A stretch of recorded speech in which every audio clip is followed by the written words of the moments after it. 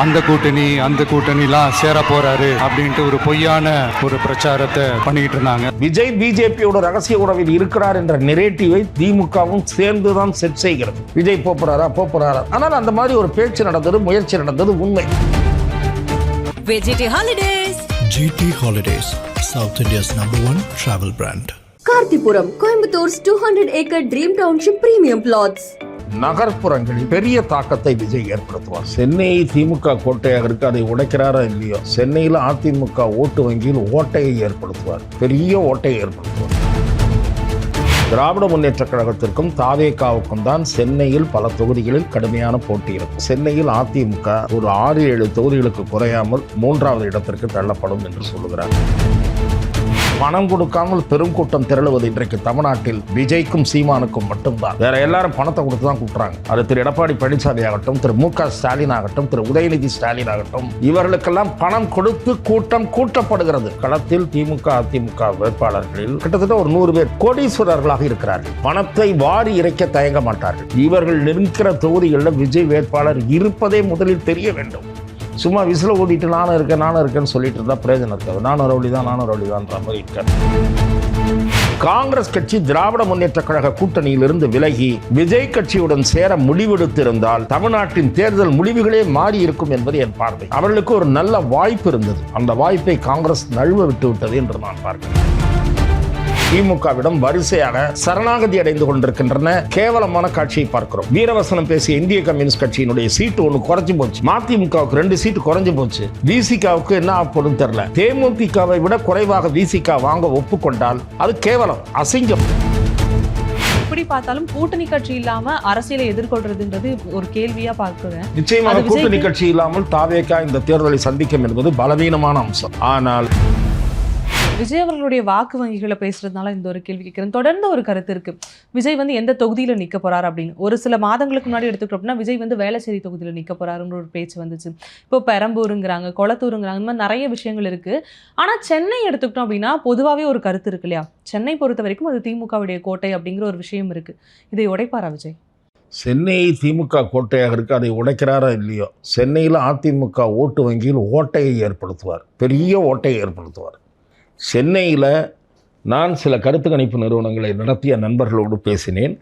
அவர்கள் என்னிடம் தெரிவிக்கிற தகவல், சென்னையில் அதிமுக ஒரு 6-7 தொகுதிகளுக்கு குறையாமல் 3வது இடத்திற்கு தள்ளப்படும் என்று சொல்லுகிறார்கள்.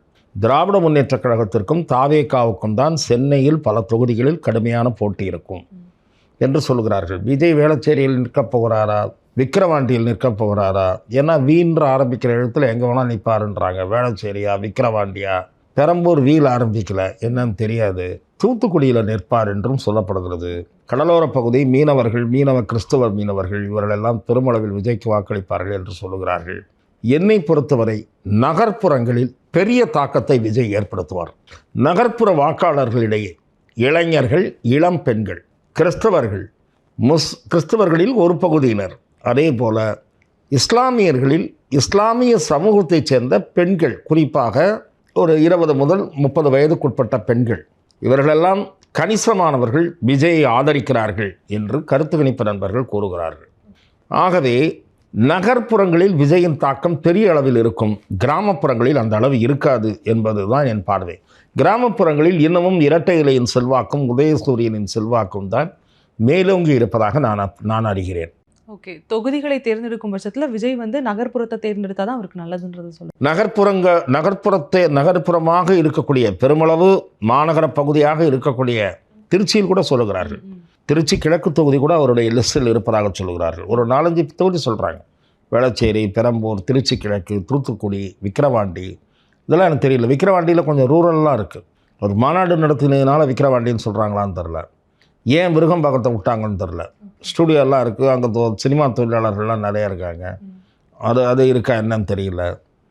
மயிலாப்பூர் உங்களுக்கு தாவேகாவுக்கு ஒரு ஸ்ட்ராங்கான தொகுதி என்று கூட சொல்லுகிறார்கள்.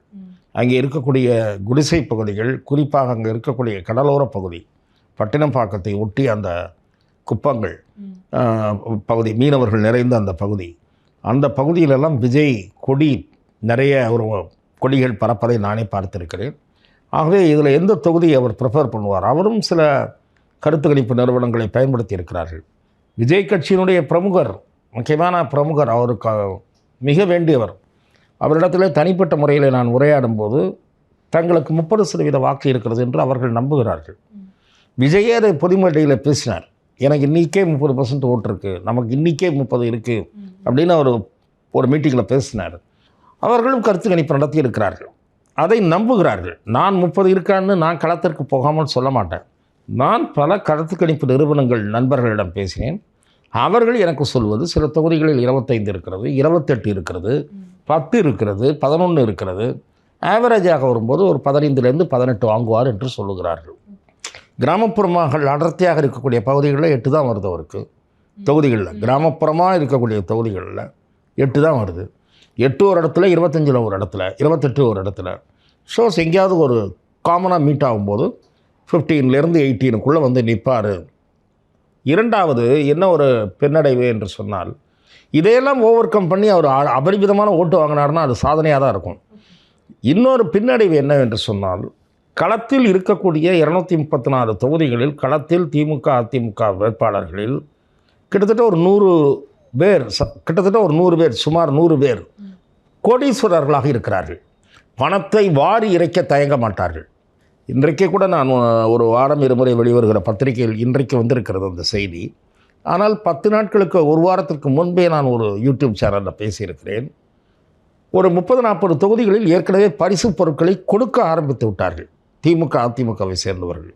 ஹாட் பேக்கு, குடம், அண்டா, இப்படி வெவ்வேறு யங்ஸ்டர்ஸ்க்கு கிரிக்கெட் பேட்டு, ஸ்டெம்ப்பு இதெல்லாம் வாங்கி கொடுக்குற வேலையை இடைத்தேர்தலில் செய்வதைப் போல பொது தேர்தலில் பல வேட்பாளர்கள் செய்து கொண்டிருக்கிறார்கள்.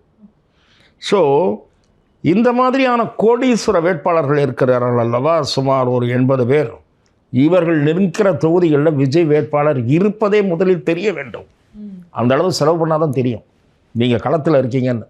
சும்மா விசில ஊதிட்டு நானும் இருக்கேன்னு சொல்லிட்டு இருந்தால் பிரயோஜனம் இருக்காது. நானும் ரவுடி தான்ன்ற மாதிரி இருக்காது. நீங்கள் மக்களை சென்றடைய வேண்டும். இதையெல்லாம் தாண்டி உங்களுக்கு ஓட்டு போடுறாங்கன்னா அந்த சின்ன பசங்க போடுவாங்க, நடுத்தர வயதினர், பெரியவர்கள். அவர்கள் இந்த பரிசு பொருள்லாம் அவர்களுக்கு வந்து ஒரு மயக்கத்தை ஏற்படுத்தும். அது தவிர சத்தியம் வாங்கிட்டு பணம் கொடுப்பாங்க. வெத்தலையில் சத்தியம் வாங்கிட்டு ஓட்டுக்கு 1000 ரூபா ஒரு கட்சி கொடுக்கும், இன்னொரு கட்சி 500 ரூபா கொடுக்கும். வேறு அதுக்கு கம்மியாக கொடுக்கறதுக்கு வாய்ப்பு இல்லை. முன்னெல்லாம் இது எப்படி ஆரம்பிச்சதுன்னா, காங்கிரஸ் ஆட்சியில் கொடுப்பாங்கன்னு சொல்லுவாங்க. 10 ரூபாவில் ஆரம்பிச்சிது. திமுக அதிமுகவும் சேர்ந்து அப்புறம் வந்து அதை கிராஜுவலாக 300 ரூபாய்க்கு கொண்டாந்தாங்க. அப்புறம் 500 ஆச்சு, அப்புறம் 1000 ஆச்சு. இடைத்தேர்தல்னால் 2000 ஆச்சு.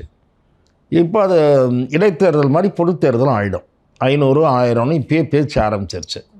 இதை தவிர இந்த பரிசு பொருள்லாம் வழக்கமாக பொது தேர்தலில் கொடுக்கவே மாட்டாங்க, இப்போ கொடுக்க ஆரம்பிக்கிறாங்க.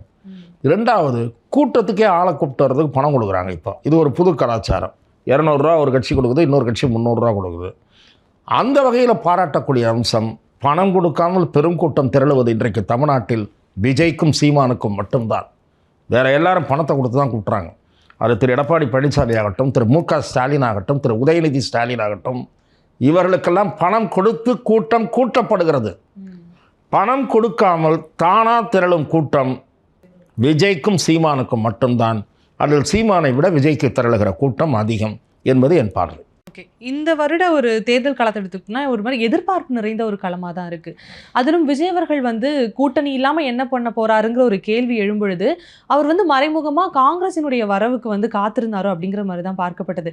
ஆனால் காங்கிரஸ் வந்து இந்த இடத்துல ரொம்ப சூசகமாக செயல்பட்டுக்கிட்டாங்க. விஜயை வச்சு திமுகவில் வந்து எத்தனை தொகுதிகள் வாங்க முடியும் அப்படிங்கிற ஒரு போட்டியில் ஈடுபட்டதை தான் பார்க்க முடியுது. இப்போது கூட்டணியும் இல்லை, நீங்கள் சொன்னீங்களே இத்தனை செல்வாக்குகள் வந்து விஜய் நீங்கள் குறிக்கிறதுக்கு இது பண்ணோம். காங்கிரஸ் சாமர்த்தியமாக விஜயை காட்டி பண்ணிட்டாங்கன்னா ஒன்றும் பண்ணலை. இன்னும் 3 சீட்டும் ஒரு ராஜ்யசபாவும் வாங்கினேன். இது ஒரு பெரிய வெற்றியை. நாங்கள் 40 சீட்டு 50 சீட்டுக்கு ஆரம்பித்து 28 சீட்டில் செட்டில் ஆனாங்க. கேவலம் என்கிறேன் நான். விஜயை காண்பித்து மிரட்டியதன் காரணமாக அவர்கள் கண்ட பலன் என்னவென்றால் 3 சீட்டு எக்ஸ்ட்ரா ஒரு ராஜ்யசபா. ஆனால் பேசுனது என்ன? ஆட்சியில் பங்கு வேண்டும். முன்பு 60 வாங்கினோம், இப்போது 45வது வேண்டும். ஆட்சியில் பங்கு வேண்டும். உள்ளாட்சியில் எங்களுக்கு எத்தனை சதவீதம் தருகிறீர்கள் என்று இப்போதே அறிவிக்க வேண்டும். இவ்வளவு இதெல்லாம் பேசிட்டு இஷ்டத்துக்கு டிமாண்ட் வச்சுட்டு கடைசியில் I will say it is a weak surrender by Congress high command. அவர்களுக்கு ஒரு நல்ல வாய்ப்பு இருந்தது, அந்த வாய்ப்பை காங்கிரஸ் நழுவ விட்டு விட்டது என்று நான் பார்க்கிறேன். காங்கிரஸ் கட்சி திராவிட முன்னேற்றக் கழக கூட்டணியிலிருந்து விலகி விஜய் கட்சியுடன் சேர முடிவெடுத்திருந்தால் தமிழ்நாட்டின் தேர்தல் முடிவுகளே மாறி இருக்கும் என்பது என் பார்வை. அந்த வாய்ப்பை காங்கிரஸ் தவறவிட்டு விட்டது. அதன் காரணமாக விஜய் ஏமாற்றமடைந்தார். ஆனால் விஜய் அவரை காங்கிரஸை நம்பி இருக்கவில்லை, முழுமையாக நம்பி இருக்கவில்லை. அதிலே ஒரு விஷயத்தில் விஜய் சாமர்த்தியமாக நடந்து கொண்டார். விஜய் 1-2 பேர் ஆலோசனை சொன்னார்கள். நீங்கள் போய் ராகுல் காந்தியை சந்தியுங்கள், இன்னும் இறுக்கமான தொடர்பு ஏற்படும், திராவிட முன்னேற்றக் கழகத்துக்கு எரிச்சல் ஏற்படும், திராவிட முன்னேற்றக் கழகம் இரிட்டேட் ஆகி ஏதாவது ரியாக்ட் பண்ணும், நீங்கள் ராகுல் காந்தியை சந்தித்தால் உடன்பாடு இறுதியாவதற்கு கூட வாய்ப்பு இருக்கிறது என்று சொல்லப்பட்டது. அதே போல் நம்பரை நீங்கள் இன்க்ரீஸ் பண்ணுங்கள், காங்கிரஸுக்கு சொல்கிற நம்பரை என்றெல்லாம் சொன்னார்கள். ஆனால் விஜய் டெல்லிக்கு போய் அதன் பிறகு காங்கிரஸ் முடிவை மாற்றிக்கொண்டு திமுகவுடனே இருப்பது, விஜய் டெல்லிக்கு போன பிறகும் விஜய் பக்கம் போகாமல் திமுகவுடனே இருப்பது என்ற முடிவை காங்கிரஸ் எடுத்திருக்குமானால் விஜய்க்கு அசிங்கமாக இருந்திருக்கும். டெல்லி போய் என்ன ஆகும்?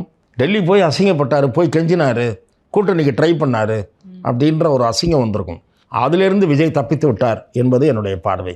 காங்கிரஸ் இவங்ககிட்ட திமுகவிட்ட சரணடைந்து விட்டார்கள். இப்போ இருக்கக்கூடிய மற்ற கூட்டணி கட்சியும் அதே மாதிரி தான் வீரவசனம் பேசிட்டு சரண்டர் ஆகிட்டு இருக்காங்க. ஒவ்வொரு கட்சியாக திமுகவிடம் வரிசையாக சரணாகதி அடைந்து கொண்டிருக்கின்றன. கேவலமான காட்சியை பார்க்கிறோம். வீரவசனம் பேசிய இந்திய கம்யூனிஸ்ட் கட்சியினுடைய சீட்டு ஒன்று குறைஞ்சி போச்சு, மதிமுகவுக்கு 2 சீட்டு குறைஞ்சி போச்சு, விசிகாவுக்கு என்ன ஆகப்படும் தெரில. தேமுதிகவை விட குறைவாக விசிகா வாங்க ஒப்புக்கொண்டால் அது கேவலம், அசிங்கம் அந்த கட்சிக்கு. ஆனால் இந்த கேவலத்தையும் ஜீரணம் செய்து கொண்டுதான் திமுகவிடம் இந்த கட்சிகள் சரணாகதி அடைந்திருக்கின்றன என்பது என் பார்வை. அப்புறம் வந்து திமுக கூட்டணி வெளியில இருந்து பார்க்கும்பொழுது ஸ்ட்ராங்கா இருந்தாலுமே நீங்க சொல்ற மாதிரி உள்ள நிறைய வந்து சலசலப்பு இருக்கு தான் செய்யுது இல்லையா? கசப்புணர்ச்சிகள் இருக்கின்றன. அந்த கசப்புணர்ச்சிகள் தேர்தலில் வெளிப்படாது. இப்போது முழுங்கி விடுவார்கள். ஒருவேளை நான் சொல்வதைப் போல விஜய் அதிக ஓட்டு வாங்கிவிட்டால் அடுத்த தேர்தலின் போது விஜயிடம் எடுத்தவுடன் பேரம் பேச ஆரம்பிப்பார்கள். எங்களை போன தடவை திமுக எவ்வளோ அலைய விட்டது அப்படின்னு திமுகவை வெறுப்பேற்றுவதற்காக விஜயிடம் பேச்சுவார்த்தையை தொடங்குவார்கள். அந்த பலன் விஜய்க்கு கிடைக்கும். ஆனால் அப்பயும் இந்த கட்சிகள் உறுதியாக இருக்குமான்னு சொல்ல முடியாது. ஆனால் இப்போது திமுக கூட்டணியில் அதிருப்தியோடு தான் கூட்டணி கட்சிகள் ஒவ்வொன்றும் கையெழுத்து போடுகின்றன. எனக்கு வந்து ஒரே ஒரு சந்தேகம் தான், எப்படி பார்த்தாலும் கூட்டணி கட்சி இல்லாம அரசியலை எதிர்கொள்றதுன்றது ஒரு கேள்வியா பார்க்கிறேன். நிச்சயமாக கூட்டணி கட்சி இல்லாமல் தாவேகா இந்த தேர்தலை சந்திக்கும் என்பது பலவீனமான அம்சம். ஆனால் இளைஞர்களின் ஆதரவை நம்பி விஜய் இந்த தேர்தலை சந்திக்கிறார். மாற்றத்தை விரும்புகிற வாக்காளர்களை நம்பி இந்த தேர்தலை சந்திக்கிறார். மாற்றத்தை விரும்புகிற வாக்காளர்கள் தமிழ்நாட்டில் கணிசமாக இருக்கிறார்கள். அவர்கள் இதுவரை அந்த மாற்றத்தை தரக்கூடிய கூட்டணிக்கு ஆதரவு தந்து வந்திருக்கிறார்கள். 18% வாங்கியிருக்கிறது. பொன்னார் அந்த முயற்சியில் ஈடுபட்டார். விஜயகாந்தை முன்னிறுத்தி மக்கள் நல கூட்டணி உருவானது. அதற்கும் ஒரு கணிசமான ஆதரவு கிடைத்திருக்கிறது. ஆனால் அந்த கூட்டணி ஆட்சி அமைக்க முடியாமல் போயிருக்கிறது. அந்த மாதிரியான கூட்டணி விஜய்க்கும் அதுதான் நேரப்போகிறதா என்பது நமக்கு தெரியாது. விஜய் கட்சியைச் சேர்ந்த ஒரு பிரபலமான சிலர் வெற்றி பெற்று அந்த கூட்டணி வேறு எந்த சாதனையும் படைக்க முடியாமல் தோல்வியடைந்து விஜய் வாங்குகிற வாக்குகள் தான் கவனிக்கத்தக்க அளவுக்கு இருக்கப் போகிறதா என்பதை நாம் பொறுத்திருந்து பார்க்க வேண்டும்.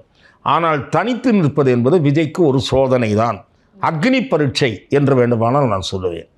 விஜயுடைய அரசியல் வருகை யாருக்கு பாதகமா இருக்கும் அப்படின்னு பார்க்கும்போது சீமான் பெயர் அடிபடுது. ஏன்னா வந்து கடந்த தேர்தலில் வந்து அவர் வந்து ஒரு மாநில அந்தஸ்து பெற்ற ஒரு கட்சியா முன்வந்தார். நான் சீமானிடம் அல்லது அவருடைய ஆதரவாளர்களிடம் திட்டு வாங்க வேண்டும் என்று நீங்கள் எதிர்பார்க்கிறீர்கள். சீமானுக்கு ஓரளவு பாதிப்பு ஏற்படும் என்பது நான் சொன்ன கருத்து தான். அதனால் நண்பர் சீமான் அவர்கள் என்னுடைய மதிப்புக்குரியவர் வருத்தப்படுகிறார், அவருடைய ஆதரவாளர்கள் வருத்தப்படுகிறார்கள். ஆனால் பெரிய சேதாரம் இருக்காது, ஓரளவு பாதிப்பு இருக்கும். எனக்கு தெரிந்த பெரிய சேதாரம் அதிமுகவுக்கு தான் இருக்கும். பெரிய சேதாரம், ஓரளவு சேதாரம் திமுகவுக்கும் இருக்கும். திமுக கூட்டணி கட்சியில் இருக்கக்கூடிய அந்த கட்சிக்கு போகக்கூடிய சிறுபான்மையினர் வாக்குகளில் ஒரு பகுதி விஜயும் வாங்குவார். மொத்த சிறுபான்மையினரும் திமுக போட மாட்டாங்க, விஜய்க்கும் ஒரு பகுதியினர் போடுவார்கள். விஜய் பிஜேபியோட ரகசிய உறவில் இருக்கிறார் என்ற நெரேட்டிவை திமுகவும் சேர்ந்து தான் செட் செய்கிறது. அதற்கு காரணம் விஜய் மறுப்பு தெரிவிக்காதது. விஜய் மறுப்பு தெரிவித்திருக்க வேண்டும். தனித்து தான் நிற்கப் போகிறேன் என்றால் 2-3 நாட்களுக்கு முன்பே விஜய் மறுப்பு தெரிவித்திருக்க வேண்டும். அவ்வாறு விஜய் மறுப்பு தெரிவிக்காதது தவறு என்பது என்னுடைய பார்வை. அது என்ன ஆயிடுச்சுன்னா 2-3 நாள் டிபேட் நடக்குது, விஜய் போகிறாரா. ஆனால் அந்த மாதிரி ஒரு பேச்சு நடந்தது, முயற்சி நடந்தது உண்மை, முயற்சி நடைபெற்றது உண்மை. விஜய் அந்த முயற்சியை ஊக்குவிக்க விரும்பவில்லை என்றால் எடுத்த இடுப்பிலேயே மறுப்பு தெரிவித்திருக்க வேண்டும். அவ்வாறு மறுப்பு தெரிவிக்காதது என்பது அரசியல் ரீதியாக அவர் செய்த பிழை என்று நான் பார்க்கிறேன். ஆனால் அதையும் கடந்து கிறிஸ்தவர்கள், முஸ்லீம்களில் ஒரு பகுதியினர் விஜய்க்கும் வாக்களிப்பார்கள், மாற்றத்தை விரும்புகிறவர்கள் வாக்களிப்பார்கள். ஆனால் அது வெற்றி அளவுக்கு 2 சக்திகள் என்னவோ அதற்கு ஈடாகலாம் வராது. இவர்களில் முக்கியமான சில வேட்பாளர்கள் வெற்றி பெறலாம். எவ்வளவு வாக்கு சதவீதம் வாங்குகிறாரோ மொத்தமாக ஃபைனலாக அதை பொறுத்து அவரது அரசியல் எதிர்காலம் இருக்கும் என்பது என்னுடைய பார்வை. ஓகே, விஜயுடைய வருகைக்கு பிறகு தொடர்ந்து ஒவ்வொரு கட்சிகளும் ஒரு விஷயம் சொல்லிட்டுறாங்க. இருமுனை போட்டி இருக்கும், மும்முனை போட்டி இருக்கும், 4 முனை போட்டி இருக்கும்ன்றாங்க. நிஜமாவே 2026 இந்த தேர்தல் களத்தை பொறுத்த வரைக்கும் எத்தனை முனை போட்டி நிகழ வாய்ப்பு இருக்கு? இருமுனை போட்டி தான். ஆனால் 4 முனை போட்டி தான் களத்தில் இருக்கக்கூடிய நிலவரம். ஆனால் அதை இருமுனை போட்டியாக சுருக்க முடியாதபடி நீங்கள் வெறும் சீமான் மட்டும் இருந்திருந்தால் இது இருமுனை போட்டி தான் என்று சொல்லியிருக்கலாம். சீமா வழக்கமாக வாங்குகிற ஓட்டை வாங்கிடுவார் அப்படின்னு நான் நிச்சயமாக சொல்லியிருப்பேன் இது இருமுனை போட்டி தான் என்று. ஆனால் இது இருமுனை போட்டி தான் என்று சொல்ல முடியாதபடி விஜய் என்கிற சக்தி 3வது சக்தியாக களத்தில் இருக்கிற காரணத்தால் உண்மை நிலை 4 முனை போட்டி, ஆனால் சீரியஸான போட்டி 3 முனை போட்டி. ஆனால் திமுக கொஞ்சம் எட்ஜோடு இருக்கிறது, சாதகமாக இருக்கிறது சூழல், களச்சூழல். திமுக ஆட்சி மீது 1000 விமர்சனங்கள் இருக்கின்றன. அதையும் தாண்டி திமுக பணபலம் அதிகார பலத்தோடு அதிமுகவை விட கூடுதல் சாதகமான சூழலோடு களத்தில் காணப்படுகிறது. 2வது இடத்தில் அதிமுக தான் இருக்கிறது. ஆனால் 2வது இடத்தில் இருக்கக்கூடிய அதிமுக திமுகவுக்கு சமமான போட்டியை ஏற்படுத்த முடியாதபடி ஓட்டுச் சிதறலை விஜய் ஏற்படுத்துவார். இதுதான் இந்த களத்தின் நிலவரம் என்பது என் பார்வை. VGT Holidays. GT Holidays, South India's #1 travel brand. Karthipuram, Coimbator's 200-acre Dream Township Premium Plots.